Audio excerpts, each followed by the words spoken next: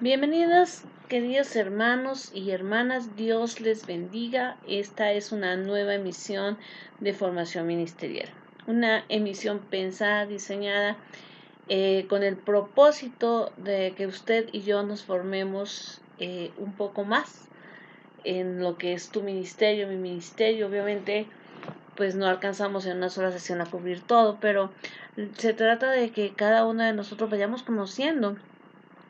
Hemos hablado en este ministerio de los diferentes dones, de cómo se usan en los diferentes trabajos en la iglesia. Hemos hablado también del ministerio, el primer trabajo que tenemos como creyentes, que es el ser, pues, los servidores en nuestros hogares, el tomar como primer ministerio nuestro hogar y mantenernos ahí siempre sirviendo, siempre predicando la palabra del Señor, siempre ministrando a nuestra familia. Luego vimos el ministerio de intercesión, un ministerio precioso que de alguna manera sostiene en oración los demás ministerios de la iglesia. No es un ministerio visible, pero es un ministerio importante.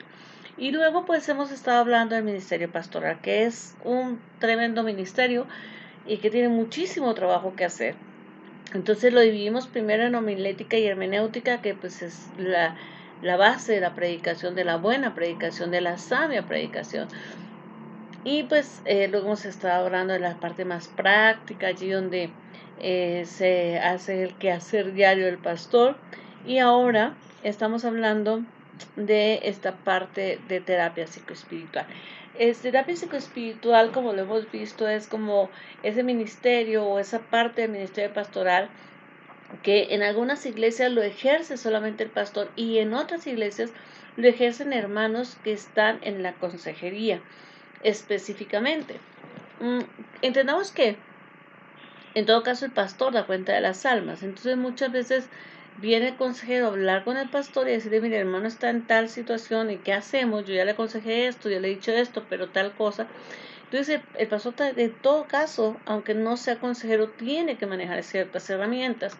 Y bueno, en el día de hoy continuamos. Hemos visto, estamos trabajando esta parte desde la perspectiva del pasaje de Lucas, de los discípulos que caminan hacia Emaús después de haber tenido la gran pérdida de Cristo crucificado en la cruz. Pero que no, como que no se convencen de que ha resucitado y pues por lo tanto están muy tristes y están casi huyendo. Hemos visto pues la introducción de este tema, luego vimos como desde dónde abordamos y tomando este ejemplo vimos como en el consejo psicoespiritual, en esa parte que hacemos en la iglesia, no es como un terapeuta normal donde el terapeuta expira en su oficina, sino que se acerca a la persona que está sufriendo, la persona necesitada, se pone al lado de ella para caminar con ella. Luego vimos todo lo que es la fase de duelo, cómo la persona siente que ha partido y no, como les decía, no porque todo sea necesariamente pues una pérdida, ¿no? O sea, más bien porque hayamos perdido un ser querido o esto, sino que más bien todo constituye una pérdida desde la perspectiva de que si no sé, tengo problemas en mi casa, pues perdí la paz, ¿no? Tengo problemas financieros, pues perdí la fuente de mis ingresos o perdí mi estabilidad económica, etcétera. Hoy vamos a hablar de la fase de crear esperanza. Y es que, o sea, desde esa perspectiva de qué está pasando en nosotros, siempre hablamos del camino interior, ¿no? O sea, ¿qué está pasando por dentro de nuestro aconsejado? Esa parte de camino interior significa eso, exactamente. ¿Qué pasa en el corazón de la persona? ¿Qué pasa en su cabeza? ¿Qué pasa en sus emociones? ¿Qué es lo que en realidad está la persona sintiendo? ¿No? Porque nos puede resultar un poco difícil entender a alguien si no conocemos a ciencia cierta qué le está pasando. En realidad, todos los seres humanos necesitamos confiar, buscamos confiar, ¿no? Y por lo tanto, así estamos en la peor circunstancia, eh, más azarosa de la vida, más angustiante de la vida, nosotros siempre estaremos luchando por volver a tener esperanza. Y pues es en esa situación en la que se encontraban justamente los discípulos que caminaban a Emaús, ¿no? O sea, ellos iban muy tristes, iban en extremo tristes, pero con una gran necesidad de volver a tener esperanza, con una gran necesidad de volver a creer. Y pues en la psicoterapia mm, se está avanzando, ¿no? O sea, ya la parte de desahogarse, de sentir la tristeza, ya han avanzado y entonces se plantean la profunda necesidad de establecer como un hilo conductor, ¿no? Desde la propia historia, es decir, en este caso, desde el momento en que tenían sus ilusiones puestas en Cristo, hacia el futuro, hacia dónde vamos. O sea, ok, sí, o sea, desde ese momento en que ellos creyeron y confiaron y la pérdida de su maestro y las voces de que sí, tal vez sí resucitó, ¿hasta dónde voy? ¿A dónde van ahora? ¿No? Están buscando como ese nexo, ese hilo conductor que les ayude a articular su historia. El mismo hilo conductor que tú y yo podemos sentir que nuestro paciente necesita, ¿no? Porque a veces encuentras personas que están sufriendo muchísimo, muchísimo, y, y, y te cuentan su pasado triste y su angustia y cómo no han podido superar sus cosas, tal vez te cuentan su presente donde están pasándola mal y te das cuenta que en ese presente hay un pasado que pesa mucho. Que si hoy están, por ejemplo, teniendo problemas matrimoniales, pues es que vienen de hogares disfuncionales, donde aprendieron malos patrones, y entonces se trata de ponernos desde ahí, desde que la persona aprendió que era una familia, hasta a dónde quieres tener esta familia, cómo la quieres articular, cómo Cristo quiere que sea una familia. A veces la gente se pierde, porque la gente cree que el problema de hoy solamente es el problema de hoy. Y yo vuelvo a insistir, eso se hace cuando apagas incendios. Cuando sientas a una persona, tienes este problema económico, mira, tienes que hacer un presupuesto así, así, mira esto, mira aquello, y hasta luego. Pero no, si no te detienes a acompañar a tu aconsejado, entonces no te vas a dar cuenta de dónde empezó mal a administrarse, cuáles eran las raíces, cuáles son los sentimientos. Hay gente que se autosabotea en su economía porque simplemente se está castigando por algo que cometió, por algo que hizo mal. Y obviamente hoy lo puedes ayudar a salir del bache, hoy lo puedes ayudar con algunos consejos a que salga de esta situación actual, pero como no resolviste la raíz del problema, entonces más adelante se va a presentar de otra manera. Entonces, si yo quiero saber hacia dónde va alguien, primero también tengo que saber de dónde está partiendo. Entonces, buscamos como un folio, un recorrido sobre el que podamos depositar nuestra vida, ¿no? Eh, los puntos álgidos, los puntos de ruptura, el sufrimiento mismo, ¿no? ¿Qué ha pasado con la persona? Sobre como que esos dirían en arquitectura, esos hitos y esos nodos, esos momentos históricos de la vida de la persona sobre la que ha ido marcando su línea de vida, donde hay momentos difíciles, momentos agradables, pero que son momentos importantes, ¿no? De manera que la persona puede situar su vida, de manera que la persona puede entender sus raíces. Hay gente que no tiene un problema en el presente porque haya tenido un pasado deprimente, sino porque tuvo un pasado exitoso. Y entonces era excelente, tenía dinero, era famoso o famosa, y de repente un accidente y empezamos a ver que todo se vino abajo, que todo lo perdió, y su gran dolor y su gran trauma y su gran problema de hoy, entonces no está ni siquiera en el mismo accidente, sino es que yo antes era.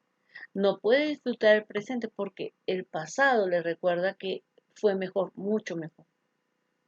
Entonces, cuando nosotros trazamos una matriz donde podemos definir, ok, esta persona está en este presente, esta situación presente, pero esta persona viene de esta historia y tiene este problema actual, entonces podemos decir, ok, ¿hacia dónde quieres caminar? Esta matriz, como podríamos decirlo, este tipo de matriz para la vida humana, que ponga, que ilumine, que ponga de manifiesto ese hilo conductor, esa línea de vida, ¿no?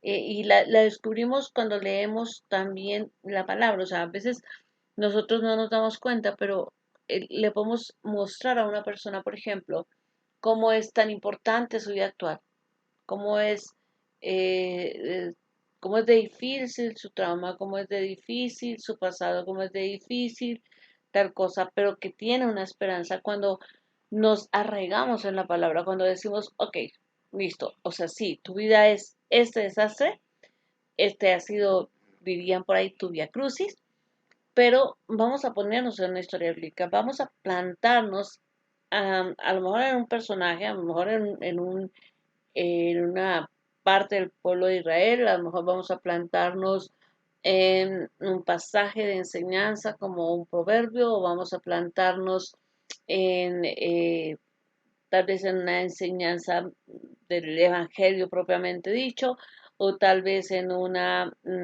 carta directriz de Pablo, y entonces vamos a ir diciéndole, ok, sí, ok, mira, así, o sea, igual, esta situación era álgida, ellos venían de acá, pasó esto, en este momento toman la decisión y pasa qué, ¿no? Estas son las consecuencias de estar, de tener una relación correcta con Dios, de estar sintonizado con Dios.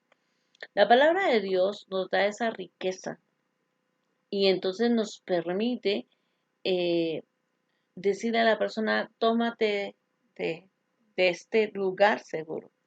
Porque si le decimos tómate de mi mano solamente, pues nosotros somos seres humanos y vamos a fallar. Si le decimos tómate de la mano de tu familia, al final su familia va en algún momento a fallar, porque somos seres humanos. Pero si le decimos tómate de la Biblia, tómate de la palabra de Dios, te estás tomando de la mano de Dios y la palabra de Dios no miente. Y la palabra de Dios es permanente y la palabra de Dios no defrauda. Entonces, por eso es importante establecer ese hilo conductor que sí, que muestra la vida de la persona y que entonces paralelo le traigo el pasaje bíblico, la historia bíblica, la carta, la enseñanza que tenga que pasarme, ¿no? O sea, de frente hay momentos en que tú puedes ministrar a alguien con la carta, por ejemplo, a los Efesios, ¿no? Que le puedes decir, mira, o sea, todo lo que estos eran, toda la historia que traían, y todo esto donde no eran hijos de Dios y hacían así, pero cuando se convierten así, así, así, y entonces podemos pensar que podemos ser mejores padres, mejores esposos, mejores hijos, ¿no? Y te muestro cómo la palabra te lo dice, ¿no? Por ejemplo. O le puedo hablar de cómo trabajar en equipo, teniendo en cuenta la carta de los filipenses, ¿no? De pues, tengan en cuenta estas y estas mujeres que han trabajado duro conmigo, etcétera, ¿no? Creo que el cristiano pierde mucho de perspectiva cuando solamente lee la palabra como un acto ritual. Como consejero yo debo de buscar la palabra, leer la palabra, casi casi buscando cómo asir a la gente que necesito. No sé si usted haya visto algún programa de bomberos, a mí como les digo me encantan ese tipo de series. Y entonces cuando aprendes que cuando en una excavación, por ejemplo, o en un incendio, donde un mundo muy denso, o en un lugar donde es muy oscuro, entonces el que va adelante lleva su parte de la cuerda y atrás el camión está soltando esta cuerda, que son cientos de metros, y los demás tienen que ir agarrados de esta cuerda, de este lazo que les permite saber que no me veo, pero mi compañero va agarrado y entonces ya sé que está ahí, ¿no? No me ven, pero sé que está, pero saben que estoy ahí porque estoy agarrado, ¿no? Entonces es como, ok, a veces para llegar al sitio más profundo necesito, o para salir del sitio más profundo, y para llegar al sitio donde hay luz, necesito ir agarrado de ese hilo conductor que es la palabra de Dios. Este tipo entonces de interpretación bíblica en la que al mismo tiempo sucede la exégesis, es decir, el estudio pormenorizado de cada parte del versículo, del pasaje que estamos leyendo, es al mismo tiempo que se hace esa exégesis, hay una práctica, una puesta en acción del resucitado en el camino de Maús. O sea, él agarra la escritura y les dice, a ver, desde los profetas, desde la ley y los profetas hasta la actualidad, les dio un hilo conductor. A ver, ¿por qué están tristes? Si ustedes sabían que esto tenía que pasar, a ver, tomó las escrituras, les dijo, agarren este cable, agárrense de la mano y vamos a empezar a caminar. Y entonces vamos a llegar al final. Y eso entonces hace que mm, la mente del ser humano se sienta segura y pueda abrirse, pueda ver algo que en un momento determinado no podía estar viendo. O sea, cuando tú estás angustiado, cuando estás preocupado, tú no ves la salida. Y decirles, acá está el hilo conductor y agárrate de aquí, por acá vamos a caminar, te da la certeza y entonces empieza, pues sí, no había pensado en eso, ¿no?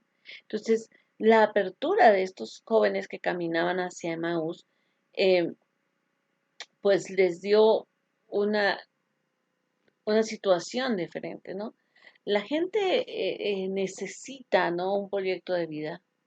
La gente necesita algo más que resolver el problema de hoy en el aquí, en el ahora, ¿no? O sea, la gente necesita más que cómo resolver que mi esposo no me grite o cómo resolver que mi hija no salga con X novio o cómo resolver eso va mucho más allá.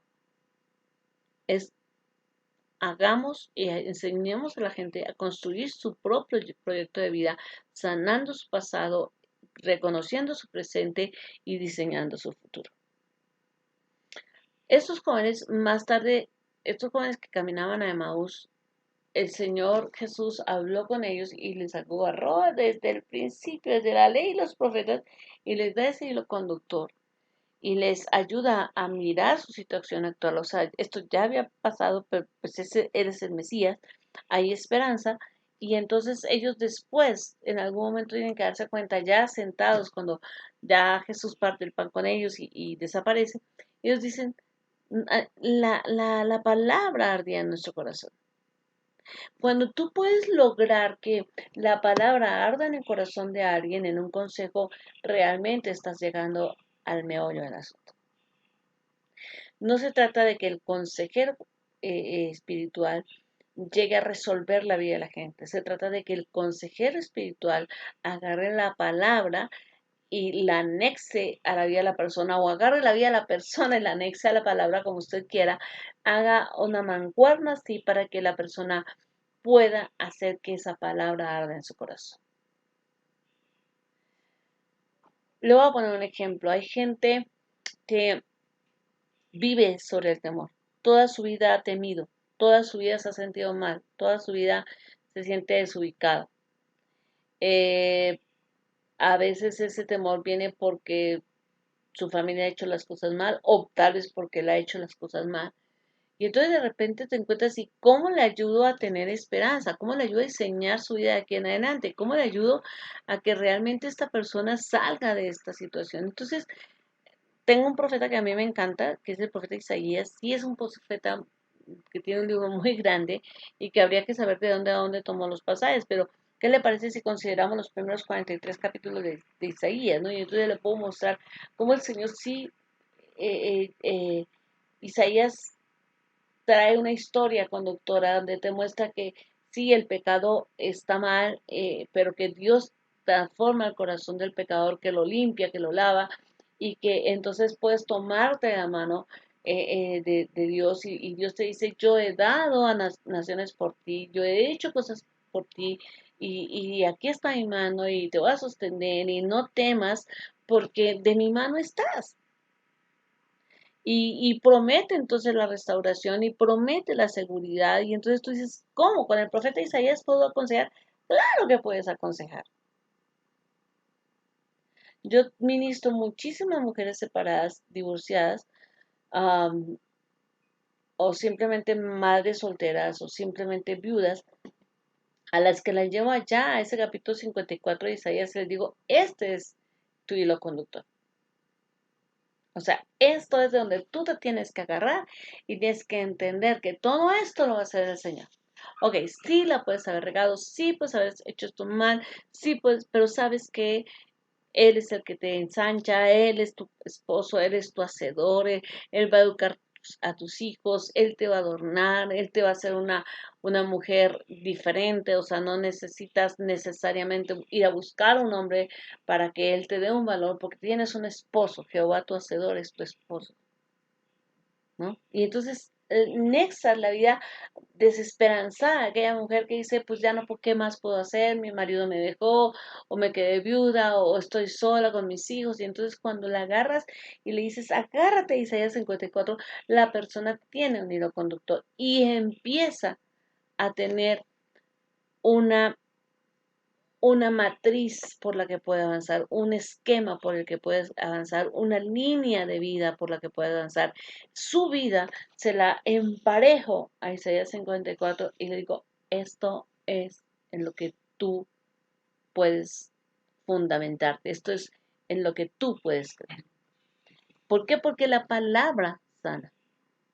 Entonces Jesús, mientras reflexionaba en el camino de Emaús, los une a la escritura. Y nosotros, mientras que caminamos en la vida de la persona, la vamos uniendo a la Biblia. Y entonces le vamos acercando su proyecto de vida.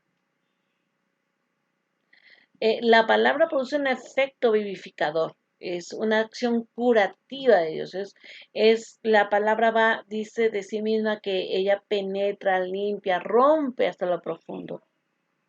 Es la espada del espíritu, ¿no? Entonces, la palabra trae vida. La palabra no solamente nos informa, sino que nos transforma. Y entonces va construyendo a la persona de adentro hacia afuera, porque al final es la espada del espíritu y el espíritu está dentro de nuestro espíritu. Entonces, desde adentro empieza a reconstruir.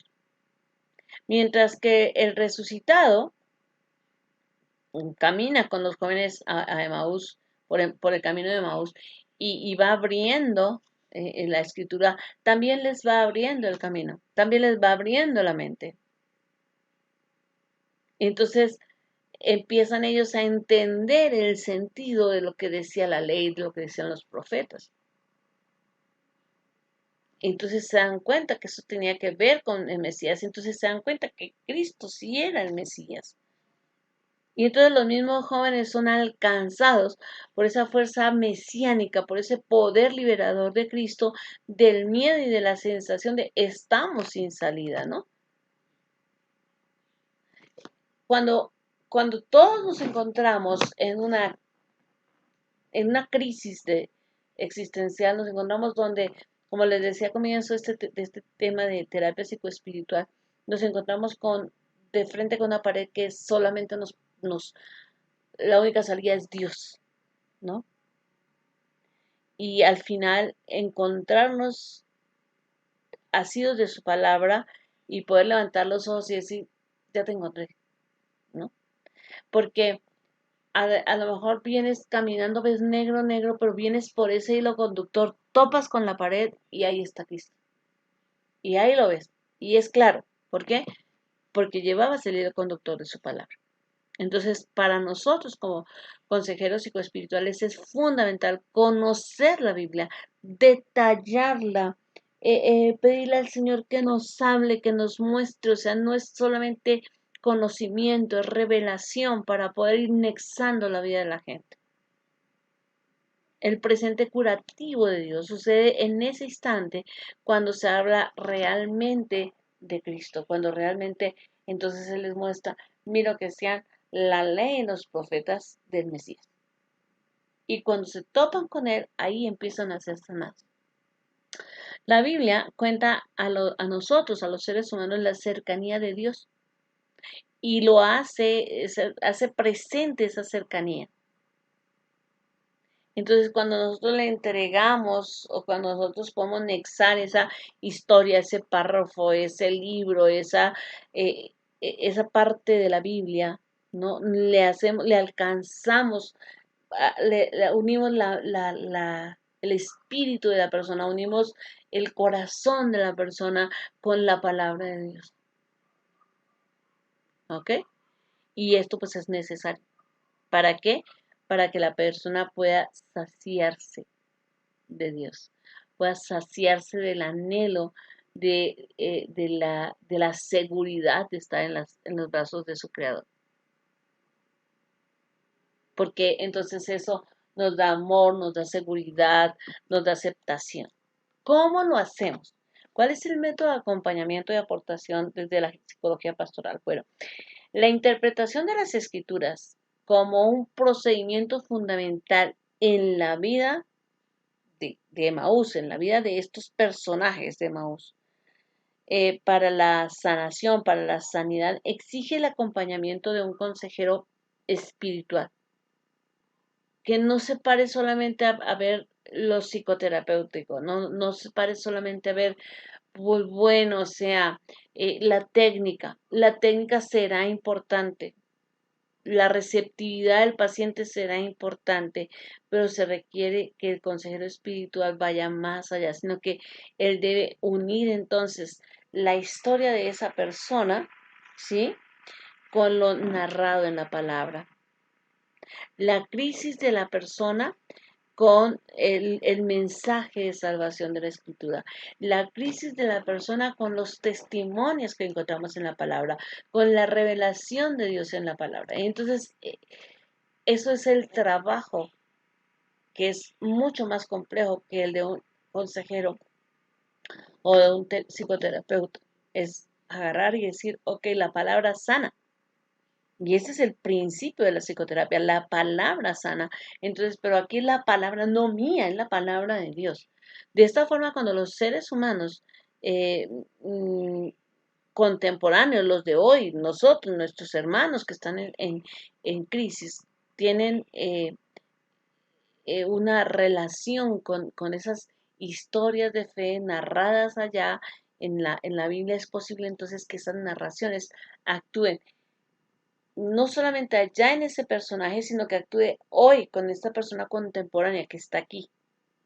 Eso que sucedió con David en la cueva de Adulán pueda mostrarle a la persona que no está solo y que sí, que aunque todos los que están a su alrededor son perdedores, pero que Dios está con ellos y los va a levantar así como levantó David. Entonces ok, eso genera esperanza, eso trae consuelo, eso trae la vida que solamente la palabra de Dios puede traer. En consecuencia, desde la psicología pastoral ha de debatirse, abrirse el diálogo con la psicología de la comunicación. Es decir, como aconsejamiento pastoral, también tengo que entender que hay una forma de transmitirlo, una psicología de cómo transmitirlo y una psicología de la profundidad, em, de lo más curativo de la palabra. Entender que sí puedo descansar en la palabra para sanar a otros. Eso me parece que es la gran tarea del aconsejamiento pastoral, de la terapia psicoespiritual. Llevar, si acompañar era importante, si entender el duelo era importante, aquí crear la esperanza basados en la palabra lo es aún mucho más. Es básicamente el objetivo de nuestra intervención. ¿De acuerdo? Y sí, se trata de que las personas, la, mm, aquel libro que es todo un compendio, que es toda una biblioteca, porque la Biblia es muchos libros juntos, aquel libro cobra sentido cuando nosotros podemos hacerlo vivido en una persona, aunque sea un versículo bíblico. Entonces podría resultar de aquí la percepción de la principal estructura narrativa y profunda de la fe. ¿Cómo así? Sí, aquí donde la persona se agarra de la palabra hasta encontrarse seguro en los brazos de su creador, es aquí donde realmente se desarrolla la fe. No, más allá de la fe salvadora, encuentra también la fe como parte del fruto del Espíritu, esa fe que crece en la prueba, esa fe que sostiene, esa fe que alimenta.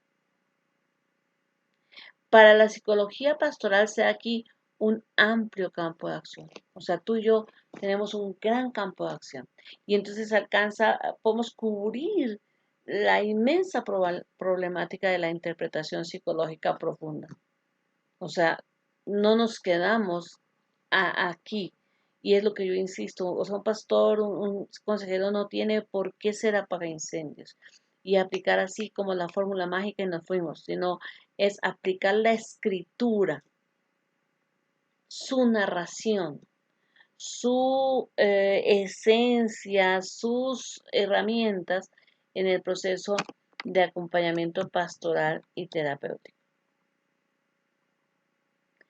Siempre se va a tratar de la cuestión de cómo introducirse cómo introducir en las vidas, la historia actual, esas experiencias de fe. La pastoral es eso, cómo traer la escritura a la vida actual, cómo ponerla en acción. Desde los comienzos, ¿no? Desde lo primordial, desde la historia misma del ser humano y también desde la historia misma de la palabra, ¿no? Entonces, el traer la escritura a la palabra, acuérdense que cuando estos jóvenes no reconocieron a Cristo, estaban tan tristes, estaban tan sin esperanza que no lo identificaron. Y cuando Él los escucha, cuando Él se acerca y los escucha, y entonces agarra la palabra y les dice, tómense este hilo conductor, eh, entonces ellos pueden, sus ojos, su corazón es activado, su corazón siente algo y ellos empiezan a entender de qué se trataba este asunto, tanto como para decirle, quédate con nosotros, no sigas de largo, vamos a entrar y entonces esto les va a permitir la siguiente etapa, que es la que vamos a contemplar en la siguiente sesión. Pero para mí es muy apasionante entender que tú como consejero tienes un tremendo papel. En la psicología, en la terapia laica, se trata de tomar las herramientas, de escuchar o ver el caso de tu paciente, tomar las herramientas terapéuticas que le correspondan al caso y proporcionárselas, entrenarlo, luego ayudarle a evaluar si sirvió o no, hacer los ajustes, dar seguimiento hasta que la persona puede volar sola. En la psicoterapia espiritual se trata de acercarse al paciente, de escucharlo, de entenderlo, de tomar la palabra y ponerle un puente, un camino, una seguridad para que la persona camine hacia, su solución, no del presente solamente, sino de un proyecto de vida, confiando en las promesas de su creador, en las verdades del Dios Altísimo, no en mi intervención terapéutica, no en mi sabiduría, sino en lo que dice la palabra. Y entonces así habrás realmente aconsejado a alguien. Entonces así realmente habrás llevado sanidad y medicina a alguien. No simplemente apagaste el problema de la infalibilidad, no solamente apagaste el problema de la mala administración financiera, no solamente apagaste esto, en realidad le enseñaste a caminar. Les amo un montón. Dios les bendiga, mis queridos hermanos. Recuerden, en la descripción de este video usted encuentra igualmente, eh, pues, una serie de conexiones con los otros videos que puedan ayudarle a actualizarse para entender un poco esta última reflexión. Los espero la próxima semana ya para el cierre de esto de terapia psicoespiritual o para ir cerrando este tema. Y les amo un montón, cualquier cosa que necesiten, Dios les bendiga, estamos aquí para servirles. Puede dejarme un comentario al final del video o puede comunicarse conmigo a mi correo yolandacopete@yahoo.com.mx o puede comunicarse con mi WhatsApp 5518 50 86 27. Los veo el próximo martes a las 12:30. Bendiciones.